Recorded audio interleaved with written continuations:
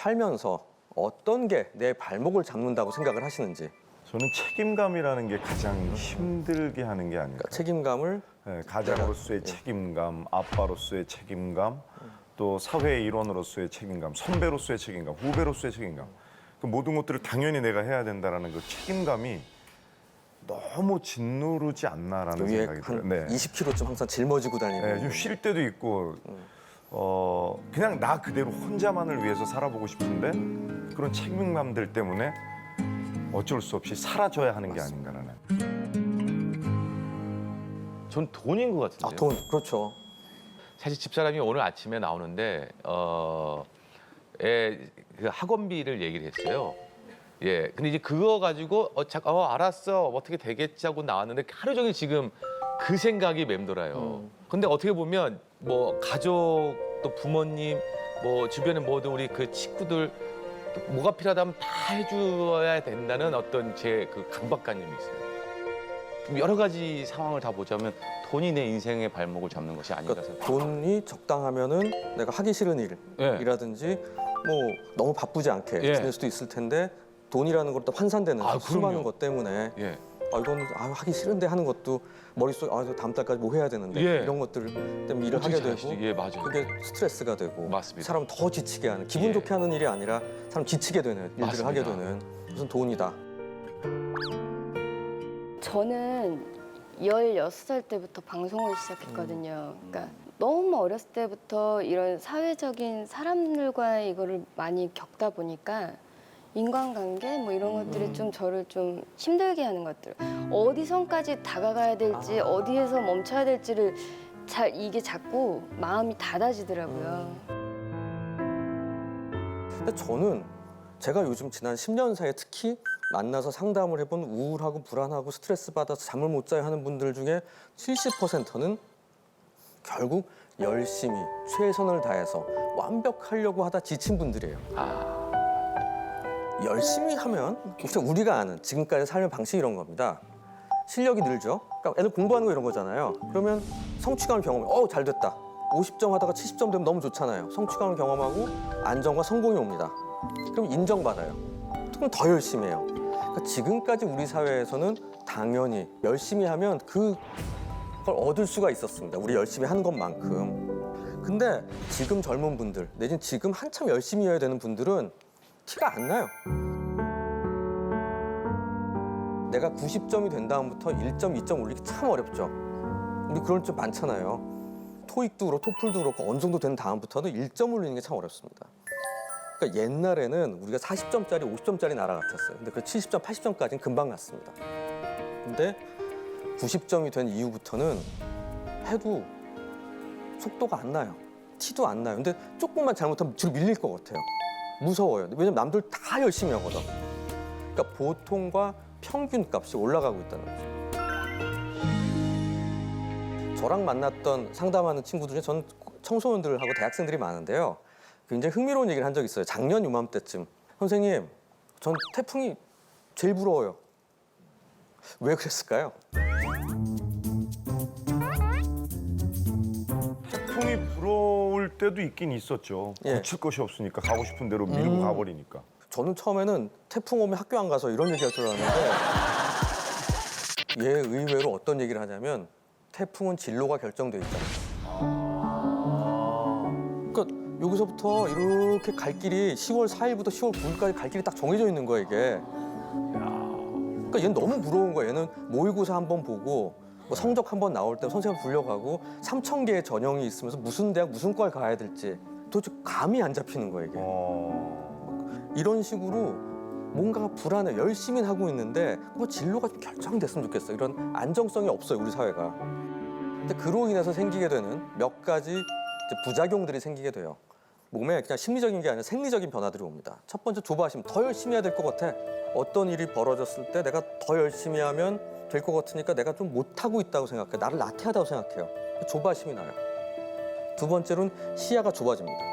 즉 열심히 살면 앞을 보는 능력이 떨어지니까 좀 멀리 봐서 내가 앞으로 이렇게 가야지 라는 게 안 보여요. 우리 등산할 때 지쳐서 등산하면 앞사람 빨간색 옷 입었어 이거 기억 안 납니다. 그럴 때 있으시죠?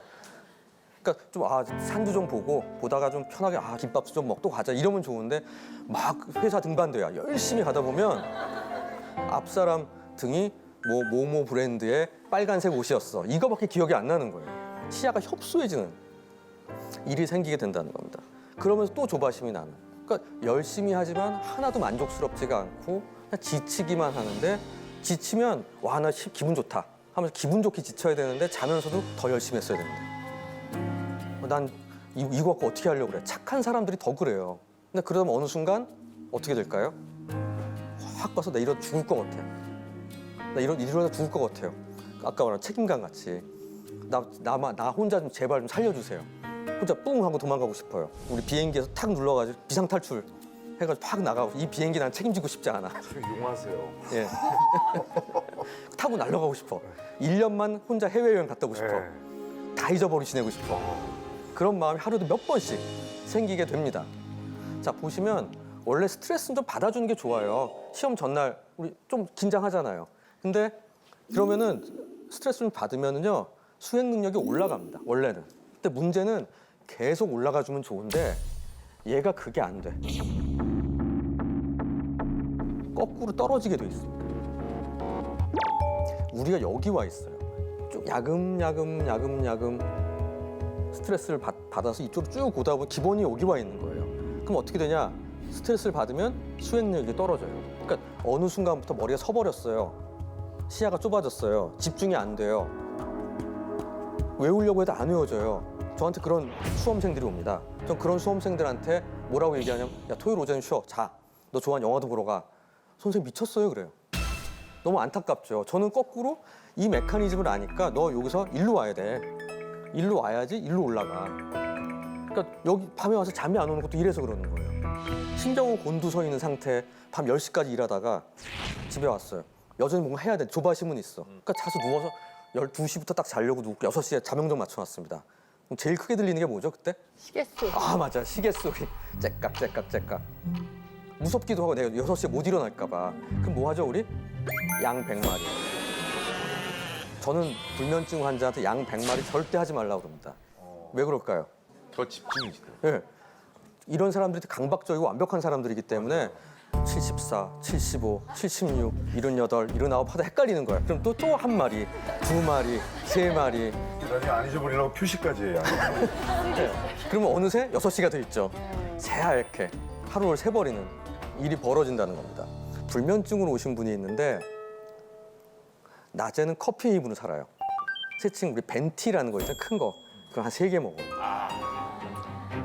그다음 저녁이 되면 잠이 안 올까 무서워서 맥주를 마시기 시작해요. 그러면 수면제를 달라고 저한테 오신 거예요. 그럼 카페인을 이만큼 집어넣었으니까 당연히 잠이 안 오지. 근데 이 시간도 자기 일을 해야 돼. 집중을 해서 일을 해야 된다는 거예요. 열심히 살지 않으면 어느 순간부터 우리는 죄의식을 갖게 됩니다. 좀 문제가 있는 사람, 나태한 사람. 근데 그게 너무 지나친 면이 생겼다는 거죠. 그러다 뚝 부러지는 일이 생기게 된다는 거죠. 이 만화 연세 있는 분들 아실 것 같은데. 김한석 씨. 저는 위인전을 읽어가지고요. 예. 만화를 안 보신 혹시 안주환 씨 아세요? 뭐죠? 지옥의 링은 아닌 것 같고. 혹시 기억? 도전자 하리케인. 야, 도전자 허리케인 맞습니다. 역시 김상주 씨는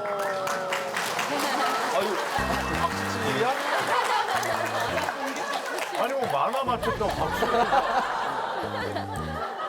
제가 연세가 좀 있어요. 이게 굉장히 오래된 일본 만화입니다. 근데 이제 헝그리 복서예요. 이제 세계 챔피언이랑 15회까지 끝까지 갔습니다. 가서 15회 끝난 다음에 머리가 허옇게 새버리면서 이 자리에 죽어요. 비극적으로 끝나는 결말인데 이때 대사가 하얗게 새하얗게 태워버렸어 나를. 그 단어 그건 들어보셨죠? 그 말은 나를 다 태워버렸다. 번아웃이라는 단어가 있습니다. 다 타버렸어. 자, 이 옆에 있는 이 사진은 모닥불입니다. 근데 이게 언제쯤일 것 같으세요? 모닥불 우리 MT 갔다고 치면 새벽녘 그렇죠. 처음에는 나무를 산같이 쌓아놓으면 석유 확 붙잖아요 우리가. 그게 우리 아마 스트레스 받는 것 같은 거예요. 스트레스 받으면 불이 더 나잖아요. 근데 우리 새벽쯤에 다 자러 갔고 내가 꼬시고 싶은 아가씨가 있어가지고 나가서 맥주 한잔 하자. 그래서 딱 해서 오빠 추워요 그러면 여기 불이 오빠 불 좀 키울게. 하면 석유를 확 부어. 그럼 어떻게 되죠? 확 올라와요. 올라오지 않고 태울 게 없으니 꺼져버리는 수가 있어요. 뭐 태울 게 있으면은 안 해봐서. 그쵸? 안 해보셔가지고 딱 다 같이 즐겁게 놀고 다 주무셨구나 다. 전 자돈 쪽이라. 예, 자들 그 전 이미 취하셔가지고 다 주무셨나 봐요. 자, 이런 식으로 더 태울 게 없는 거예요. 태울 게 없는 상태가 될 땐 스트레스를 받는, 즉 석유를 뿌려도 효과가 없어. 그 이전 단계에 막 조바심을 내고요. 막 안절부절 못할 땐 괜찮아요. 그럼 그때 돌아오면 돼요. 그때까지는 그냥 상황적인 면이에요. 근데 이런 상태가 올 것 같은 느낌이 올 때가 번아웃 증후군, 번아웃 근처에라고 얘기하게 되면 우리가 뭘 하게 되냐? 에너지를 덜 쓰는 방향으로. 나 하나 혼자 살기도 너무 힘드니까 에너지 기빨리는 걸 안 하려고 그래요. 그러면 혼밥. 친구랑 밥 먹는 것도 싫어. 맞아. 일하시면서 너무 지친 날은 예. 뭐 이렇게 친구가 전화해서 예. 우리 밥 같이 먹자 해도 싫으시죠? 만사 귀찮지. 만사 귀찮아. 그냥 집에 와서 빨리 밥 먹고 아니면 혼자 들어가는 게 먹고 밥 먹고 딱 자버리는 게 제일 좋잖아요. 술도 어울려서 노는 것보다는 그냥 딱 한 잔. 예. 기분 좋게 어디 뭐 맞아. 바 이런 데나 맞아. 혼자서 그냥 집에서 편의점에서 하다못해 사가지고 맞아. 들어가는 게. 영화도 이 사람 옆에 앉아가지고 재밌나 눈치 보는 것도 싫어. 그냥 좋아하는 영화 있으면 혼자 쓱 가서 싹 보고 나와. 돈도 안 들고 시간도 덜 써. 혼밥, 혼술, 혼영화 같이 내 에너지를 보존하는 게 1차가 돼요. 그러니까 조바심과 열심의 세계 다음으로 가게 되면 문제가 생기는 거는 우리가 우리 사회에서 좀 이렇게 어울리는 게 중요한 나라에서 어울림이 사치스러워진다고 느끼게 되면서 굉장히 나를 반경을 좁히는 상황이 되는 게 지금 우리 한국의 현실입니다. 열심히 살다 보니까 아침에 충전을 충분히 하고 나온 핸드폰이 내가 한 오후 3시만 돼도 30%밖에 안 남았어요. 근데 근처에 어디 충전할 데도 없어. 보조 배터리도 안 들고 나왔어. 우리가 요즘 그런 마음이에요. 아슬아슬한 느낌. 그런 부분들이 열심히만 하면 되는 게 아니라는 거. 이게 첫 번째 얘기입니다. 두 번째입니다. 최선을 다하고 있습니까? Do your best, do my best. 저는 저 레지던트 할 때요. 교수님이 제가 자료를 준비해서 가져가면 학술 발표에 이게 최선이라고 생각하나? 좀 무섭더라고요. 그러니까 이게 최선입니다 했는데 잘못된 정보가 들어가 있던데 틀렸으면 완전 망신이고 최선 아닌 것 같으면 다 더 해보겠습니다 하면 더는 없는 걸 내가 알아요. 하지만 이게 최선이냐고 묻는 말에는 선뜻 네, 최선입니다 라는 그 오만함 같이 느껴지는 거 있죠. 뭔가 더 있을 것 같은 느낌. 그런 부분들이 있다는 거죠. 그래서 내가 할 수 있는 한 최선을 다하고 싶은 마음 우리는 갖고 있습니다. 이런 사회상이 우리의 인사말에도 변하고 있습니다. 우리가 인사할 때 김상훈 씨 주로 어떤 말 많이 쓰죠? 뭐 밥 먹었냐? 밥은 먹었네. 네. 저기 김한석 씨, 잘 지냈어? 잘 지냈어? 잘 잤어? 잘 잤어. 예. 화이팅. 화이팅! 예, 좋습니다. 여기 앞에 분 혹시 잘 지냈냐? 그럼 기본적인 말 보면 첫 번째, 안녕하세요. 안녕하세요라고 물어보죠. 첫 번째. 두 번째, 우리 밥은 먹었어? 식사하셨어요? 근데 최근에 제가 제일 많이 듣는 인사말은 바쁘시죠예요.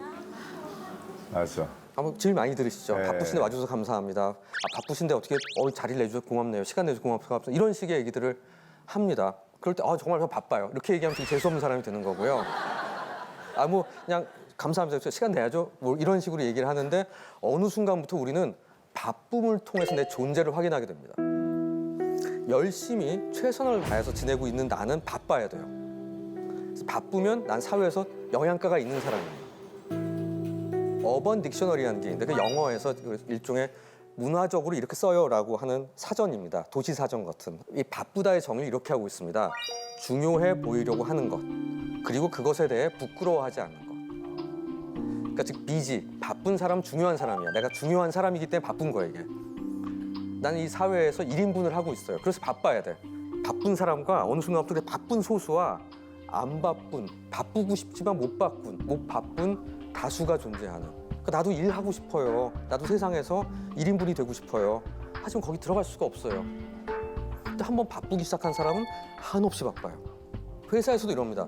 고가 A를 받은 사람한테는 20% 더 하라고 그래요. 근데 이러다 죽을 것 같은데 더 바빠지라고 그래요. 근데 그 안 되면 바로 바뀌어버리니까 나도 알아. 리플레이스 되는 거를. 그런 방향들 때문에 우리는 그러니까 더 바빠야만 된다는 생각을 하고 그러기 위해서 난 더 최선을 다해야 돼요. 제가 질문을 하나 드리도록 하겠습니다. 생각 없이 충동 구매한 사람하고 오랜 시간 고민을 한 사람 중에 어떤 사람이 더 만족도가 높을까요? 자, 한번 손 들어볼까요? 자, 충동 구매, 아무 생각 없이 샀다. 더 만족도 높을 거다. 자, 그럼 하루 종일 심사숙고 끝에 산 사람이 훨씬 만족도가 높을 거다. 아이모라는 가구 회사 있죠. 예. 그 적당한 가격에 스칸디나비아의 북유럽식 디자인을 만든 그 거기에 아침 9시 문 딱 열 때 들어간 사람들이 있었어요. 첫 번째 그룹은 1시간 만에 나왔습니다. 가서 그냥 내가 의자 뭐 필요한 거니까 1시간 만에 사고 나와야지. 그렇게 생각을 했고 두 번째 그룹은 하루 종일 있다 나왔어요. 그러니까 세층 심사숙고형. 3주 정도 후에 전화로 만족도 조사를 했습니다. 그래서 원래 계획은 심사숙고한 사람이 짱이야 이런 거였는데 해보니까 어땠을까요? 충동 구매. 그렇죠. 그러니까 충동까지는 아니지만 이런 거였습니다. 그 1시간 만에 가서 특가 이거 괜찮아? 의자도 쓸만해? 사고 나온 사람은 괜찮아요 이렇게 하고 온 거예요. 근데 하루 종일 거기서 있다가 온 사람은 머릿속에 삼삼해. 맞아. 더 팔걸이 있는 거 살 걸, 좀 더 비싼 거 살 걸, 좀 더 싼 거 살 걸. 그러다가 내가 하루 종일 있다 왔는데 보풀하기가 이뤘어 이게. 삐걱거려. 그럼 열받아. 맞아. 무엇보다도 내가 여기 하루를 보냈는 데가 굉장히 중요한 이슈가 되는 거예요. 즉 최선의 선택을 우린 원합니다. 선택을 할 때. 하지만 만족도는 거기서 오는 게 아니라는 거죠. 왜냐하면 고민도 비용이기 때문에. 최선, 차선, 차악, 최악입니다. 어차피 인간의 선택은 4가지밖에 없어요. 간단하게 보면. 당연히 최선 선택을 해야지라고 생각하지만 그게 아니라는 거예요. 첫 번째는 최선의 선택을 하기 위해서 너무 많은 고민을 출발점에서 합니다. 10가지 생각을 하고 가는데 그때는 선택이 최선이가 몰라. 가다 보면 10개 중에 1개라도 틀리잖아요? 그럼 그때부터 만족도가 확 떨어져요. 왜냐면 그때 이 비용이 들었으니까 이건. 그리고 가면 갈수록 가는 과정에도 더 나은 게 있을 거란 생각을 하지 않을 수가 없습니다. 머릿속에 그걸 담고 살게 돼요. 이게 우리가 최선의 선택을 해야 된다. 우린 최선을 다해야 된다에 열심히 하는 것도 있지만 좋은 선택을 하기 위해서 고민하는 부분들의 문제점입니다. 바로 그런 부분들 때문에 우리 머릿속은 항상 최선에 대한 고민 때문에 머리가 아픈 겁니다. 저는 이렇게 이 고민 많은 분들 보면 저기 트렁크에 쌀가마니에 3개 싣고 다니시는 것 같아요. 밟아도 안 나가는 거야 차가. 머릿속 고민이 가득하니까. 근데 고민이 뭐냐? 뭐가 더 최선일까? 더 잘해보고 싶은 거야 이게. 더 뭐지? 이 고민하느라고 효율성도 없고 만족도도 떨어지고 그런 부분들이 생기게 되는 게 이게 뭐가 최선일까를 찾는 거는 꼭 좋은 것만은 아니다. 완벽한 결과. 가능하면 완벽하고 싶잖아요 우리가. 저도 오늘 완벽한 한치의 틈도 없는 강의를 하고 싶은 마음이 1g은 있습니다. 하지만 이게 끝날 때쯤 아시겠지만 그건 불가능하다고 제가 알아요. 그래서 지금 그렇게 적당히 하는 건 아닙니다. 하지만 열심히 최선을 다해서 노력을 하고 있어요. 너무 아이러니컬하죠? 자, 완벽한 결과를 얻고 싶다. 자, 김한석 씨, 차 샀는데 뽑은 다음 날 네. CCTV도 없는 죽어버리고 싶게 막. 미치죠 막. 여도 아니고 죽어. 내가 예, 너무 예. 싫죠. 그리고 아무리 흠집 없이 바꿔준다고 고친다고 해도 이 잔상이 남았습니다. 내 눈엔 보여요. 남들은 맞아요. 남들 내 눈에 눈엔 안 보이는데 내 눈엔 보여 이게. 그리고 또 한 2년, 3년 타다 보면 문콕도 좀 있을 수 있고요. 그런 부분들 생기죠. 예. 근데 그것 자체가 궁극적인 흠집이라고 생각하게 돼요, 우리는. 그러니까 자, 이 얘기는 뭐냐면 우리는 완벽을 원합니다. 근데 그러려면 어떻게 해야 되죠? 저 그냥 씌워놓고 안 타야 돼요. 그러네요. 그럼 혼자서 딱 가만히 앉아가지고 이게 내 차야 이래야 돼요. 그 기타노 다케시라는 일본의 코미디언이자 유명한 감독이 포르쉐를 처음 샀을 때 재밌는 얘기가 있습니다. 포르쉐를 탔는데 자기가 포르쉐를 타고 가면 남들이 보는 걸 자기가 못 본대. 자기 친구 보고 포르쉐를 타고 가락으로 자기 뒤에 타고 택시를 타고 가면서 택시 기사는 이게 내 차요 그랬대요. 그만큼 사람들한테는 어떻게 보면 그런 내가 완벽하고 대단한 걸 갖고 있다는 자랑하고 싶은 마음이 있어요. 근데 어쩔 수 없이 생기는 사건 사고들이 있습니다. 근데 문제는 이런다고 차가 갑자기 아주 좋은 정말 포르쉐 같은 차 내지는 벤츠 같은 아주 고급 차가 갑자기 굉장히 작은 차가 되거나 이런 게 아니죠. 그리고 엔진이 쓴 게 아니죠. 근데 우리 마음엔 이런 작은 흠집이 이 차의 필요성 자체를 없애버렸다고 생각을 할 때가 있어요. 우리가 생각하는 내 경력, 내가 일해온 쭉 일종의 커리어라고 얘기하는 경력에 하나하나 오점이 생겼습니다. 학생 중에 저는 올 A뿔 받아야 되는데 이거 B 나오면 안 돼요. 선생님 꼭 A 받아야 되고 재수강할 거예요. 이런 친구들. 그러니까 즉 실패를 견디는 능력이 너무 떨어지는 거고요. 가끔 저기 그런 거 보시죠. 여성지 이렇게 보면 인터뷰 기사 보면 대단한 분들 나오시죠. 그 인테리어도 되게 잘해놓고 그다음에 회사에서 CEO도 하시고 애기도 다 애들 너무 잘 커가지고 대학도 너무 막 학교 너무 잘 다니고 좀 황당하지 않습니까? 신경질 나요. 많은 여성들이 특히 그런 얘기들 많이 해요. 슈퍼우먼 컴플렉스라고. 일도 잘해, 애도 잘 키워, 집안 관리도 잘해, 요리도 잘해, 인테리어도 패션 감각도 있어. 아 그래? 전 그렇게 말씀드려요. 그래서 뉴스에 나오는 거라고. 아무나 하는 게 아니라 흔치 않은 일이라서 뉴스에 나오는 거에 우리 그냥 신경 끄고 살자고 하는데 나도 그래야 될 것 같은. 그래서 그런 하나가 안 되는 부분들에 대해서 나 자신이 못난 사람이라고 느낄, 즉 자기에 대한 손상이라는 것들이 생길 가능성이 많습니다. 뉴욕 콜럼비아 대학 경영학과 쉬나 에엔가라는 교수가 한 연구가 있습니다. 뇌 손상을 입은 아이의 생명 유지 치료를 할지 여부를 보기 위해서 미국에서는 부모가 결정해요. 근데 프랑스는 의사가 전문가로서 결정하게 돼 있습니다. 그래서 반대 명분이 있을 때만 거부할 수 있고요. 그러니까 의사 말을 따르라는 거죠. 아이를 잃고 난 다음에 오랫동안 죄책감과 후회를 경험하는 건 의외로 프랑스가 아니라 미국의 부모였어요. 완벽하게 내가 최선의 선택을 하고 내가 책임지면 되니까 당신 마음이잖아요 생각하겠지만 그게 아니라 이런 중요한 일일 때는 전문가의 의견을 따르는 게 아 그래 그럴 수밖에 없어라고 느끼게 된다는 거죠. 근데 지금 우리 사회는 완벽주의를 지향하면서 가면 갈수록 개인에게 선택을 묻도록 하죠. 매번 내가 혼자 결정해야 되고 선택해야 된다는 건, 그리고 그게 매번 흠집 하나 없이 완벽한 결과를 얻길 바란다는 마음은 훨씬 나를 불안하게 만들고 매번 뭐 하나 할 때마다 무서워요. 열심히 최선을 다했는데도 불구하고 마음이 가난해져요. 여유가 없어지고요. 빡빡해지고요. 우울해져요. 그러니까 뭔가 팍팍하게 느껴서 누가 건드리기만 하면 터질 것 같고요. 나 죽여버릴 거야 이런 느낌. 그래서 화가 항상 나 있고 예민해져 있어서 식당에서 제일 흔히 하는 거 이런 거죠. 나보다 늦게 온 사람 밥 먼저 나오는 거. 이거 너무해요 진짜. 예, 배고파 죽겠는데 너무하잖아요 그거. 그러니까 어떻게 보면 내가 배가 좀 덜 고플 때는 아 그래요 뭐 이렇게 넘어갈 수도 있는데 그런 일이 벌어지면 갑자기 정말 별거 아닌 거 화를 내. 그러고 나면 더 죄책감이 생겨요. 아 내가 사회생활 몇 년인데 내가 이 마인드 컨트롤 하나 안 돼? 그다음에 전 같으면 아 먼저 좀 배려하고 도와줄 텐데 그냥 내가 일단 중요해. 그래서 내가 먼저 살아야 돼. 내 친구가 안 보여. 이런 일들이 생기게 되는 일이 우리 사회 전반에 퍼지게 되는 일이 벌어지고, 그런 일로 생기는 게 뭐 묻지마 폭력, 막 지하철에서 퉁 부딪혔다고 막 싸우고 이런 일들이 뻑하면 나오잖아요. 요새는 원한에 의한 폭력보다는 그런 게 더 많아졌다고 하는 일이 벌어집니다. 그래서 이로 인해서 생기게 되는 가장 흔한 문제는 짜증과 불안입니다.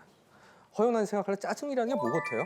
지금 저의 상태가 그쵸. 저걸 다 가지고 있는 것 같아요. 저 들으면서 나 이렇게 심각한가라는 생각이 좀 들어요. 아 심각한가라는 생각이 좀 그냥- 불쑥 짜증이. 맞아요. 그냥 아무것도 안 했다가 가만히 있다가 짜증날 소리가 좀 저도 생기거든요. 김한석 씨가 짜증이라는 게 뭘까요? 예? 짜증, 불만. 불만. 예. 예. 그래서 한편으로는 또 한 명 질문하고 넘어갈 때는 또 옆에 시키니까 짜증 나는 거.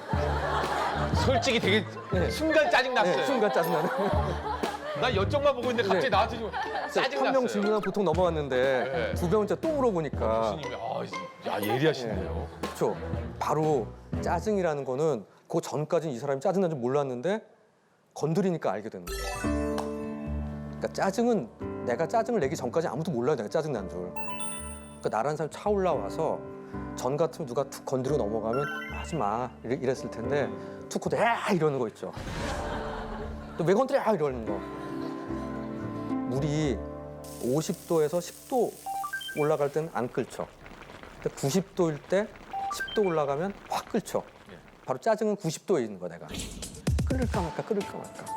근데 그때 50도짜리 일이 벌어진 게 아니라 겨우 10도짜리야. 툭 건드리는 거. 아니 누가 뭐 경적을 삑 하고 올리는 거. 이럴 때 왁 하면 사람이 돌변하는 거. 이럴 때 짜증이 나는 겁니다. 두 번째, 항상 불안해져요. 자, 불안이라는 건요. 안이 불자에 안전할 안자입니다. 내가 안전하지 않다고 느끼는 거예요. 그러니까 나를 보호하기 위해서 보호막을 쳐야 되겠다. 아니면 내가 전쟁 상황일 수도 있으니까 준비해야 되겠다라고 생각하는 그런 상태, 전투 태세가 되는. 그게 불안해지는 겁니다. 그러니까 나를 뭔가 약간 엔진을 켜놔야 되는. 그래서 바스락한 소리마다 금방 막 예민해지게 반응하고 과잉 반응을 하고 민감해지는 상황이 벌어져서 작은 일이 벌어져도 금방 막 예민하게 받아들이고 반응하는 이런 일들이 생기게 되는 겁니다. 또 그러면서 불안해지면 어떤 일이 벌어지냐면 내 내부에서 벌어진 일들에 대해서 되게 예민해져요. 심장이 벌렁벌렁 뛰는 거, 배가 꾸룩꾸룩한 거, 약간 입이 바짝 타는 거 이런 것들을 다 되게 큰 무서운 병이 생겼다고 생각해요. 왜냐하면 전보다 크게 느끼니까. 저는 심장 뛰는 걸 안 느꼈는데 갑자기 심장 뛰기 느껴져요. 그럼 심장이 뛸 만한 일이 벌어졌다 생각해요, 여기서는. 그러니까 위험한가 보다 라고 생각하는 악순환에 빠지는 일이 생기게 됩니다. 그런 면에서 저는 짜증이 난다 라고 얘기하면 아 역시 나는 안 돼.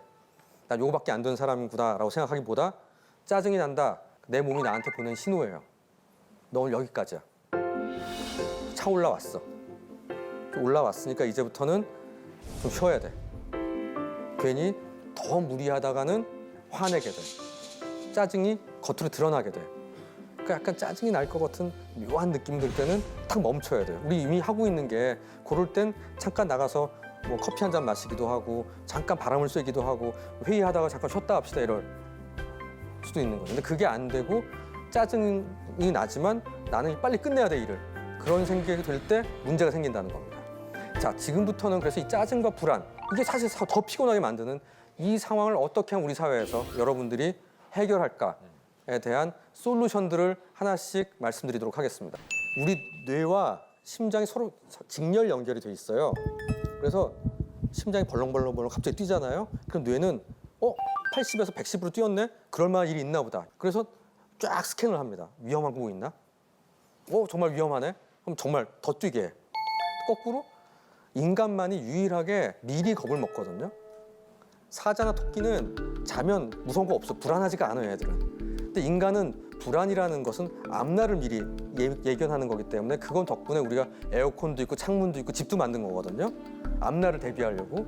그래서 상상을 하는 것만 우리 소름 끼칠 때 있죠. 그때 나 진짜 싫었어 이러면서 몸에서 반응을 하는 거예요. 그러니까 상상하는 것만으로도 우리 몸은 뛰기 시작해요. 그럼 뛰면 내 뇌는 정말 또 그런 일이 있나 보다고 믿어. 이게 스트레스 받았을 때 확 불안해지고 힘들어지는 거에 전형적인 메커니즘입니다. 자, 그럼 이거를 해결하는 길은 이 악순환을 이해하고 둘을 잘라버리는 거예요. 그래서 무슨 수술하라는 게 아니라요. 이런 게 있구나 하고 심장이 뛰면 와 무섭다가 아니라 얘가 뛰네. 그리고 무서운 겁날 게 있어도 심장이 뛰지 않게 도와주는 겁니다. 제 환자 중에 고황장애인 두 분이 계세요. 첫 번째는 대학생이 고황장애에서 상당히 좋아졌어요. 한 2달 후에 갑자기 외래 날이 아닌데 왔어요. 선생님 저 큰일 났어요 하면서 무슨 일인데 친구들이랑 오래하면 탁구를 쳤거든요. 탁구를 30분, 1시간 막 쳤더니 심장이 뛰어요. 막 치고 났더니 심장이 뛴대. 그래서 저 공황발작 또 오나 봐서 무서워 선생님한테 왔어요. 야 탁구를 치면 심장이 뛰지. 뭔 소리냐고. 정말 그러네. 그러고 갔어요. 그냥 무서운 거야. 또 올까 봐. 이 친구의 머릿속에는 그 공황발작이 왔던 게 너무 겁났었기 때문에 그냥 자연스러운 심장이 뛰는 것을 또 무섭다고 느끼는 겁니다. 근데 두 번째 분은 좋아진 다음에 등산을 했어요. 저희 병원 뒤에 아차산이 있는데 아차산 턱까지 올라가면 꽤 힘들어요. 그래서 올라갔더니 심장이 터질 것 같았대요. 근데 와 내가 오래간만에 산에 꼭대기에 올라가서 시원하게 물 마시고 바람 쐬고 진짜 좋다. 심장이 터질 것 같았지만 굉장히 성취감을 느꼈다라고 와서 말씀하셨습니다. 똑같이 심장이 뛰는 일을 전혀 다르게 해석한 거죠. 치료가 된 다음에도 여전히 한쪽은 무섭고 두렵고 겁나요. 왜냐하면 그건 쉽게 없어지지 않아요. 우리 뇌는 한번 쭉 흉터가 난 셈이기 때문에 겁나요. 마치 집에 도둑이 한번 들고 나면 밤에 창문 소리 덜컥만 나도 겁나잖아요. 이런 일들이 벌어지게 된다는 겁니다. 그렇듯이 내가 지금 느끼고 있는 게 혹시 과잉은 아닌지 심장과 뇌의 커넥션을 끊어라 이 얘기입니다. 두 번째, 접시물에 빠지면 무서워 죽겠어요 하는 겁니다. 평생을 호수만 보던 친구가 동해안에 갔다고 생각을 해보죠. 그래서 파도가 팍 치면 무서워 죽겠어요. 하지만 동해안에 사는 애를 보면 사는 친구가 보면서 이건 파도도 아니에요 그러겠죠. 그럴 때가 있다는 겁니다. 우리가 무섭고 불안해지면 그냥 작은 일들 그것을 커다란 파도라고 느낄 때가 있어요. 그렇듯이 우리는 선생님 좀 비정상인가 봐요, 난 문제인가 봐요 라고 오시지만 대부분의 많은 분들은 정상과 건강 사이에 있으면서 비정상과 정상 사이에 있다고 느끼면서 와요. 65세인 노인분이 치매인 줄 알고 오세요. 기억력 검사 정상이야. 근데 이분은 내가 옛날에는 핸드폰 번호 10개 다 외웠는데 이젠 3개밖에 못 외운대. 저도 3개밖에 못 외워요 그래요. 핸드폰 10개 외운 게 대단하신 거라고 그동안. 정상과 건강함 사이에 있는 분들이 150에서 100을 떨어진 분이 자기가 60점 미만이 됐다고 착각을 하고 오시는 경우도 많아요. 대부분의 분들은 실제로는 그럴 경우가 많다. 나를 너무 결손이 있거나 결함이 있거나 앞으로 고칠 수 없는 상태가 됐다고 생각하지 말자. 그래서 이럴 때 좋은 거는 군화입니다. 화나, 무서워 이게 아니라 내가 지금 화를 내는구나.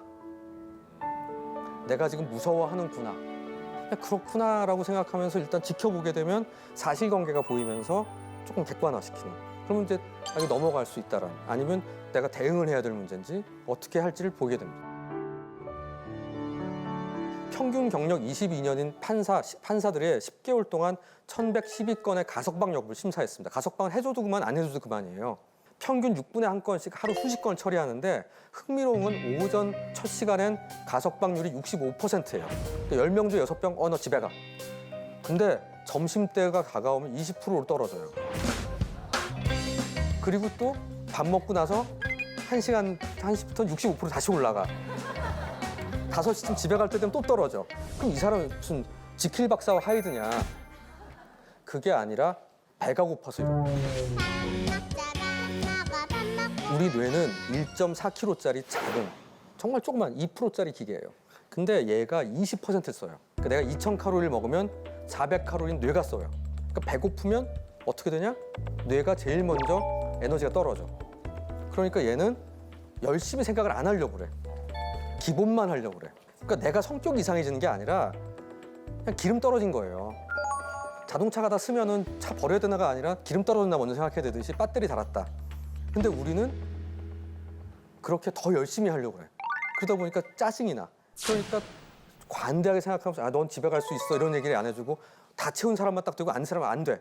너는 아무리 저 어린애가 집에 있고 할머니가 혼자 애 보고 있어 제가 나가서 일해야 됩니다. 제가 1년 중에 8개월 다 했거든요. 안 돼. 귀찮아. 안 돼. 말 많어. 안 돼. 이렇게 돼버린다는 겁니다. 이 얘기는 뭐냐면 배고프면 사람 이상해진다.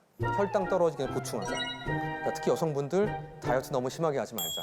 그다음 긴 회의, 혹시 긴 방송 사이사이 좀 드시면서 먹어가면서. 왜냐하면 우리 뇌가 나란 사람이 탐욕스러워서 그런 게 아니라 당이 떨어지면 뇌가 제일 먼저 반응을 하고 이 뇌가 힘들어한다. 뇌가 힘들어하면 내가 예민해지는 걸 떠나가지고 가장 보수적인 생각만 하게 돼서 그냥 아주 기본빵만 한다. 기본적인 거. 꼬마들한테 저런 장난감 주면 하루 안에 망가뜨려요. 그냥 적당히 감아서 놀아야지 오래 쓰는데 한쪽으로 우리 애들 생각할 때 한쪽으로 계속 감으면 된다고 생각하잖아요. 그래서 끝까지 감다 보면 어디서 뚝 끊어지죠. 열심 최선도 그런. 내가 태엽을 열심히 최선을 다해서 감아야지. 완벽하게 끝까지. 이러다 보면 어느 순간 뚝 끊어진다는 겁니다. 그러니까 우리는 뭘 해야 되냐? 적당히 감아야 된다. 그러니까 이 정도. 그리고 그걸 위해서 뭘 해야 되냐? 쉬어줘야 돼요. 2006년에 레페티라는 사람이 업무 강도와 귀가 후 아이와 놀아주는 것을 봤더니 바쁜 날 확실히 덜 놀아주고 짜증을 많이 내더래요. 바쁘고 힘든 날은 여유가 없으니까 애들이 막 앵기고 하는 게 다 싫은 거예요, 이게. 자, 여유라는 거는 저 사람 여유가 있잖아. 이 얘기는 돈이 많잖아가 아니라 마음의 여유. 마음의 여유는 정신의 폭이 넓은 겁니다. 이걸 만들려고 우리 노력해야 돼요. 그러기 위해서는 적극적으로 쉬어야 돼요. 왜냐하면 이미 우리는 열심히 사는 버릇이 들어있기 때문에 그 버릇을 위해서 거꾸로 주도적으로 아무것도 안 해야 돼요. 그러니까 저는 적극적으로 아무것도 안 하게 하라고. 젊은 분들이 저 쉬는 오랜만에 야근 없이 있는 주말이라 놀이동산 갔다 왔어요. 왜 했냐고. 가는 동안 화났죠. 네. 3시간 걸려 차 타고 가서 땡볕에 서가지고 애들 줄 서가지고 있느라고 애 3개 타고 전 더 죽을 뻔했고 오는 길 차 막혀서 화났어요. 부부싸움했어요. 그래도 애들과 놀이동산 갔다 왔어요. 이렇게 얘기하더라고요. 그러지 마시고 혼자 소파에 누워서 다 내보내고 가능하시다면 프로야구 경기 보시면서 콜라 먹으면서 감자칩 드시면서 진짜? 낮잠 자고 뒹굴뒹굴 그래도 돼요? 합의가 필요한 부분이라는 생각이 들거든요.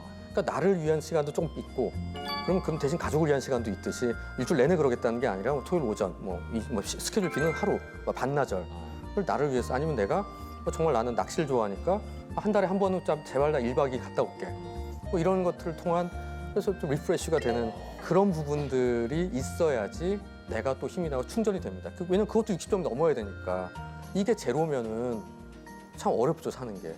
한 번도 해본 적 없는데 해도 되는. 예, 그럼요. 이렇게 열심히 사는 게 보이는데 그렇지 그 않겠습니까? 대신 또 부인도 익스큐즈를 좀 해줘야 그렇죠. 되지 않을까요? 맞습니다. 예. 왜냐면 부인 입장에서 자기는 100을 막 쏟고 있는데 남편은 아니, 잠깐만요. 이게 남자도 여자로 가면 안 돼요. 성질을 내잖아 본인은 이렇게. 나의 시간이 필요해 하고 나의 여유를 갖는다면 또 부인 입장에서는 그게 또 우울할 수도 있잖아요. 그러니까 그렇죠. 곧 같이 서로의 그 여유로운 근데 가능하세요? 네, 똑같이 여행을 부인을 가고 싶어요. 하고 부인도 옷도 사 입고 제가 이래서 안 해요. 제가 이래서 아무것도 안 해요. 누구죠? 무하마드 알리. 더 그레이티스트라는.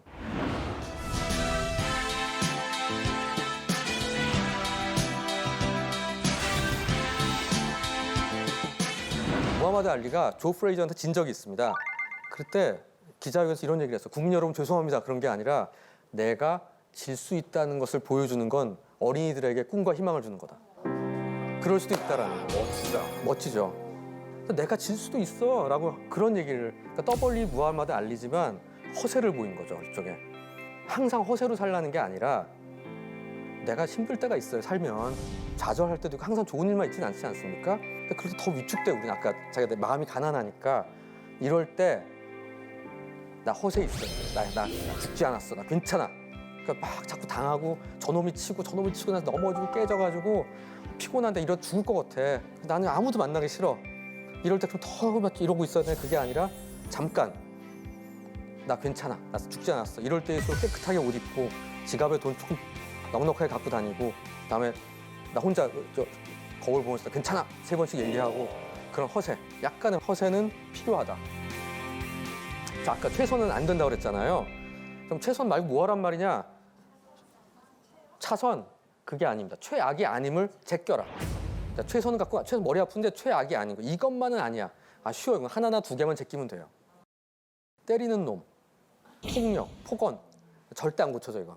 제가 20년 정신과 의사로 보는데 나쁜 버릇이야 이거. 그런 사람은 아무리 나머지가 좋아도 하지 마세요.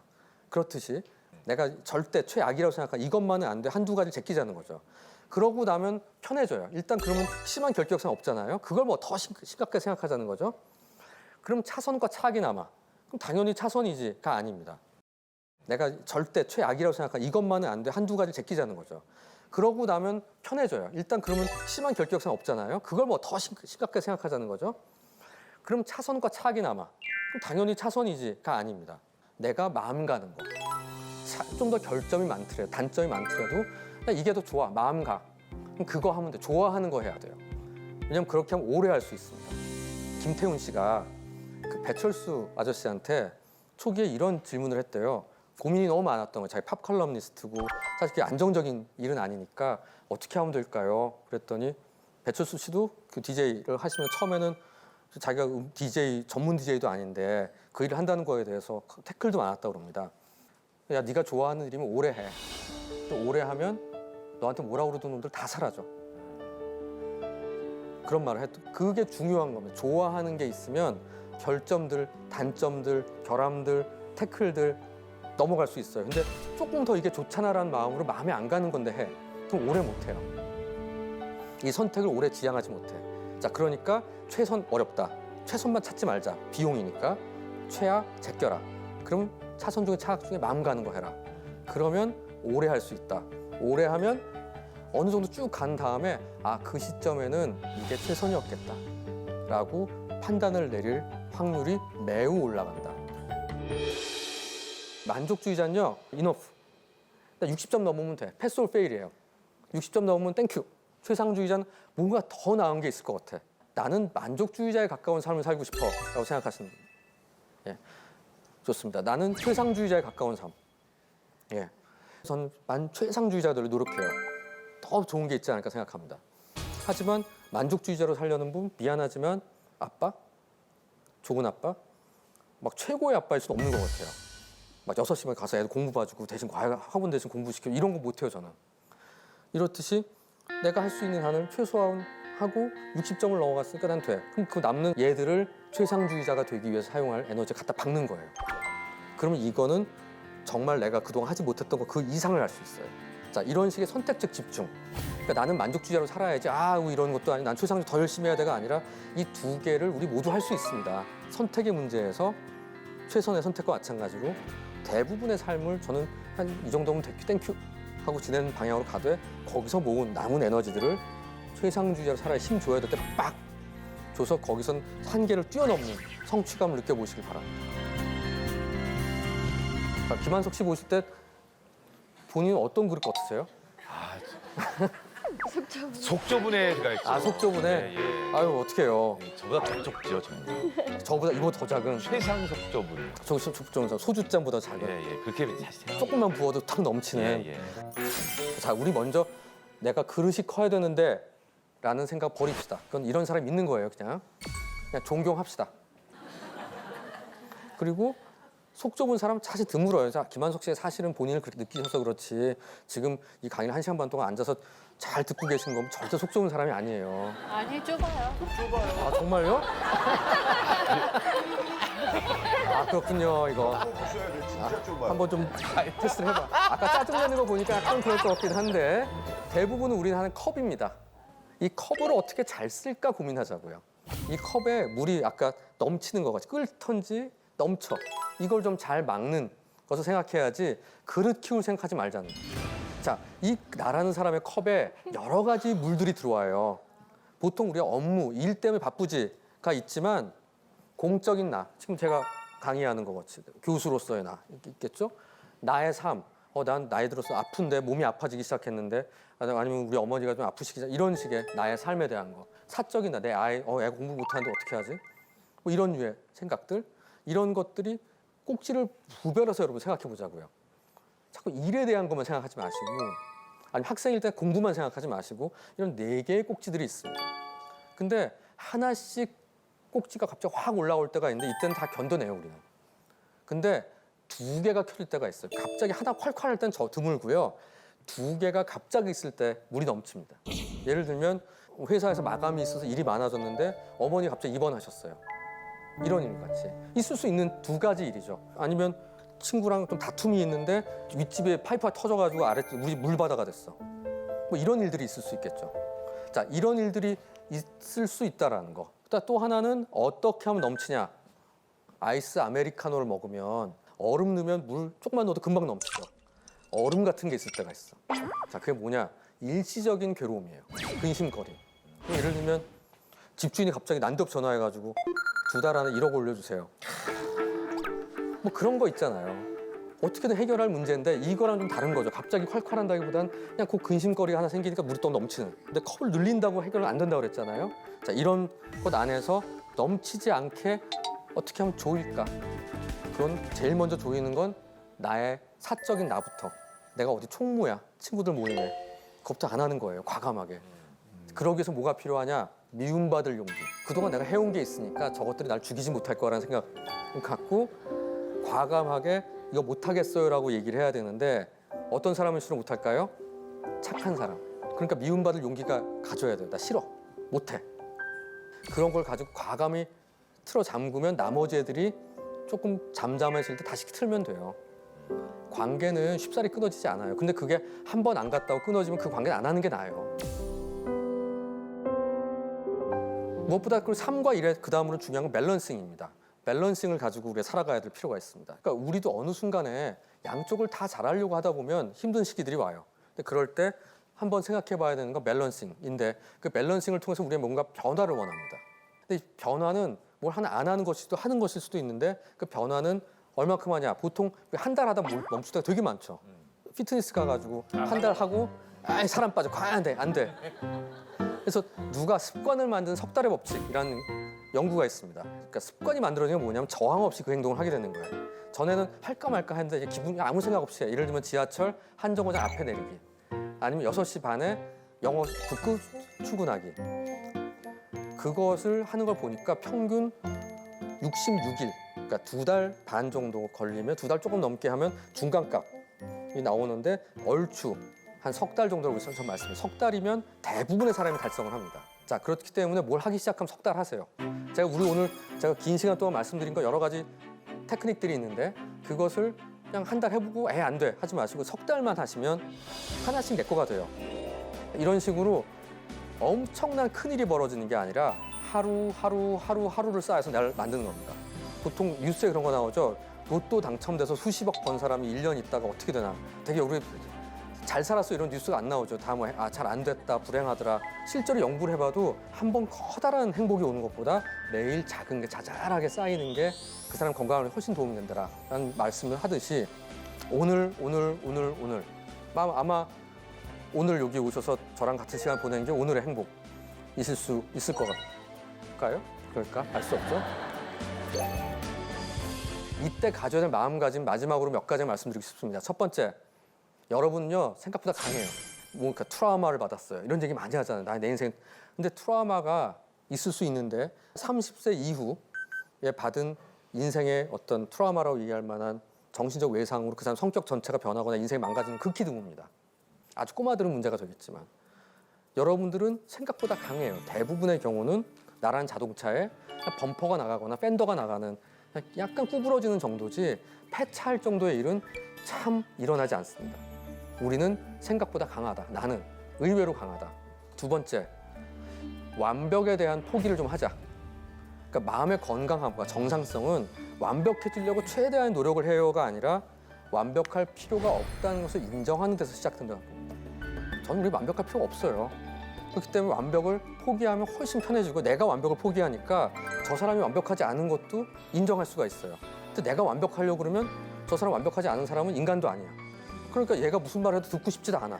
근데 나도 완벽하지 않고 저 사람도 약간 다 결함이 있어요. 조금씩. 그러니까 이 사람 말도 들을 만한 게 있고 그러니까 함께 좀 하고 싶은 마음이 있고 스트레스 받으면 야, 나 우리 같이 좀 해볼까? 이런 공감, 연대 이런 것들이 가능합니다.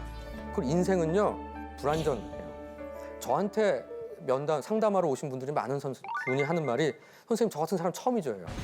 그러니까 나같이 이상한 너무나 괴롭게 지낸 사람은 처음이죠라는 얘기 듣고 와서 제가 인정하길 바라요. 그러니까 우리는 비극의 주인공이고 싶을 때가 많아요. 그 누구도 경험해보지 못한 비극의 주인공이에요. 근데 그게 아니라 있을 수 있는 불행이 일어날 수 있습니다, 우리에게.